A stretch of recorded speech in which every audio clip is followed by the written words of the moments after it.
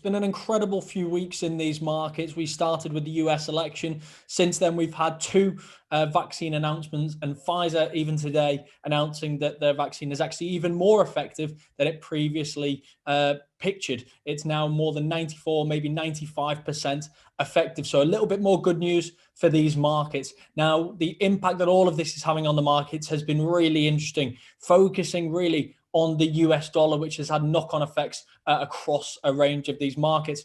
What was really interesting was the impact that the vaccine itself had on the US dollar. The dollar, which has for most of this year been a safe haven. It's been that risk-averse instrument that's done well throughout periods of turmoil. But we see the news of this vaccine, and rather than seeing the dollar sell off because we saw so much optimism on the back of that, of course, from Pfizer and then Moderna, we actually saw the dollar doing relatively well. And the reason for this was US Treasury yields, which did rise in the aftermath of this announcement. Now, looking closer into the details, it seems that traders view this as being a positive economic development, which of course it is, which means that rates may not stay as low for as long as had been previously anticipated.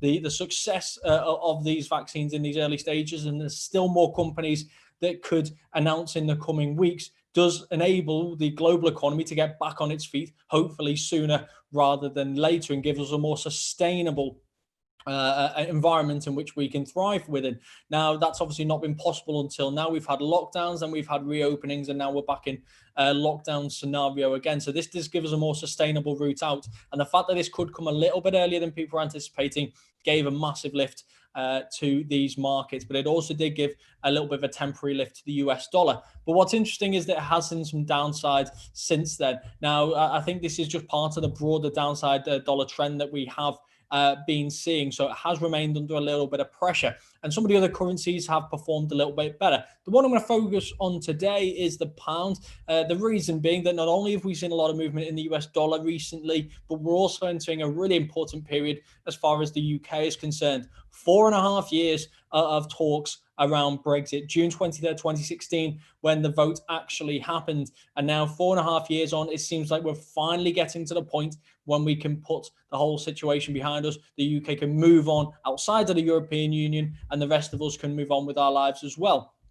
Now, it seems that a deal is very close to being reached. It's gone quiet the last few weeks on the more public side of things, and I think that's an encouraging development, because it suggests that the talks are now hitting an intense period, and the time for public brinkmanship has passed.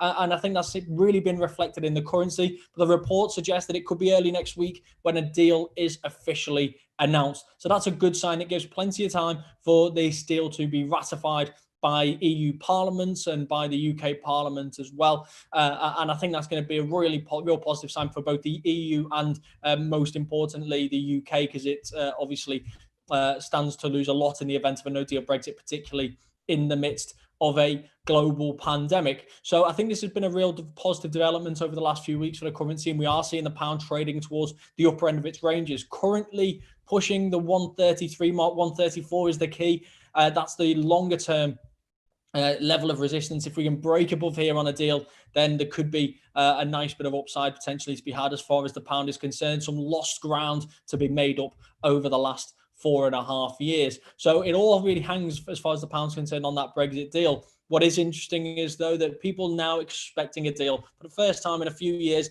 The broad scope across these markets is that a deal will be done, and therefore I think it's quite priced in at this point. I think that the upside, while it could break through 134, for example, I don't think we're going to see too much significance.